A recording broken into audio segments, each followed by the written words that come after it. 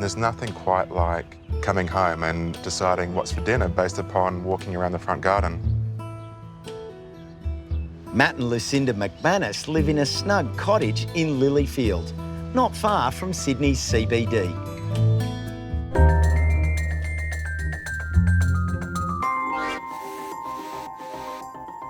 We decided to grow the veggies out the front, and we sometimes like to bring our guests through the front and pick things on the way out the back, and then they can see us like putting it together and making the meals. The first thing I notice when I look at the garden is your selection here of these steel garden bed edges. They're really a great space saver, aren't they? Yeah, that's right, Costa. When we first did an experimental garden here a few years ago, we actually used the wooden railway sleepers, and they look great, but what we found is they actually took a lot of space. And so we fell in love with the look of Corten steel, and we're able to find these garden edges that both look great, but also give us the maximum amount of space in our garden beds. As far as your planting goes, what have you sort of used as your guide? Costa, I do try and practice a bit of crop rotation, but I'd like to pack things in and get lots of lettuce out of the garden. One handy thing I did notice is if you have tomatoes at the back of the bed, it's quite actually difficult to get to them and tend to them. So I realised to bring them all forward, just a lot easier to access and look after them. One of the really important things for us was actually to automate the watering, because we found when we didn't do that, we'd just sort of forget a day and would come out and things were dead or dying. So if we can take out the water as a consideration and just automate that, then we just spent our time on more productive things. And I notice over here that you've continued the theme with the steel garden beds around your couple of feature trees. Yeah, we have, and what we've done as well is filled them with more herbs just to give it more of an effect. We've got this bushy olive herb here, which is quite nice in salads, and then this one, which is just the puffiest thing, you know, it's this creeping thyme. So, yeah, I think they've worked really well.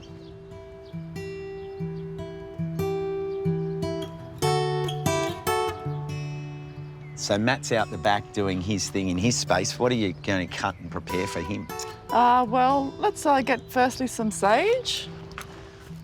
So we'll take this big one here, may as well get the lot. It's a nice healthy piece, look at that. That's great. What else? Let's get this thyme here, a bunch of thyme. That'd go well with the lamb too, I think. Oh, I can smell it. And we'll go back here and get some rosemary. And finally, let's get a bit of mizuna as well. It's looking pretty happy there. Yeah, I hope it tastes great. I'm sure it will. It's out the back that this garden space really takes off, with its focus on plants and entertainment. So do we need to request permission to come into Matt's zone here? Here we are. Hi. Look at these. Thank you. Beware of Greek bearing gifts. This is a great space up here. I love the fact that it looks back over the garden. Thank you. This is what I like to call the barbacoreum. Is that your word? Oh, well, I sort of made it up. It's the emporium of barbecues. I love new words. Yeah. And I mean, looking at this wall, you've really created an oasis with one plant. Look, absolutely. We planted 4 or 5 different Boston ivies, and in the last 2.5 years, it's taken off beautifully. And then, of course, I mean, what a feature. I mean, this jacaranda, and I love that you've built this deck around it to protect it. Look, absolutely. When we first saw the house, the jacaranda was just the standout. It was stunning, and it really makes this backyard. The deck is actually sitting on concrete piers, so it's not into the soil. So it allows for the jacaranda to get the water it needs, as well as some nice, beautiful air. So what are you working on for lunch here, Matt? Look, so Costa, I heard you love spicy food. So what I'm actually going to do is I've got these beautiful tiger prawns, which we got from the fish markets, and I'm going to use some Japanese uzu kosho. It's the uzu lime mixed with chili, and then we're going to mix it with some garlic from the front garden and some salt and pepper. So this is a Japanese grill that's typically used for yakitori or other sort of styles of Japanese cooking. So as we sort of start to put these on, you can hear that sizzle straight away. They don't need very long at all. I also love to do things like leek or asparagus and corn because they get a beautiful flavour and they also char up nicely.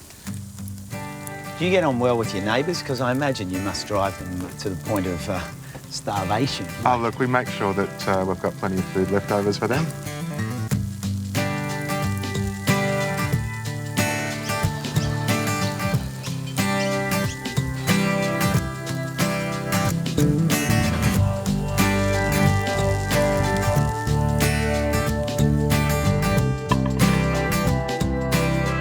Here we go.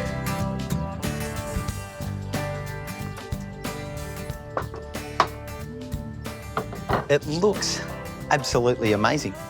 The veggies are just like colourful painting. You'll serve out some salad as well. It's a bit of mizuna and a bit of shiso from the garden. We often talk about patch to plate, but there's been a few barbecue plates involved as well. And it's clear to see that there's so much love gone into this food, but also into the entire garden as well. Just have a crack. It's amazing what you can do in a small space, even if it's a few pots just to get some beautiful herbs out of. But if you've got a bit more space, you can actually get some really amazing produce out of it.